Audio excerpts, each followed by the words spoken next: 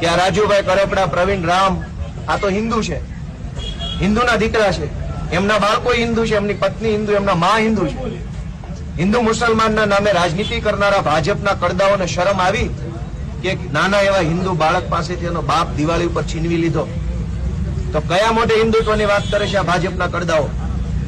કમસે કમ એટલું તે શરમ રાખવી હતી કે આ લોકો દિવાળી પોતાના પરિવાર, બાળકો, પત્ની સાથે મનાવે. હિન્દુઓનો તહેવાર છે, ભારતનો તહેવાર છે.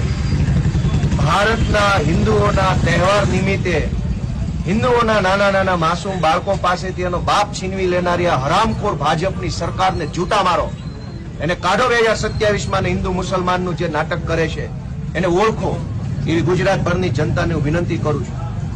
આખા વર્ષની અંદર કોઈ પણ ઘટના બને તો કદાચ માણસ એને સહન કરી લે, કોઈ પણ માણસ કોઈ પણ ઘટના સહન કરી લે, પણ તહેવાર બગડે ને એ સહન ન થાય.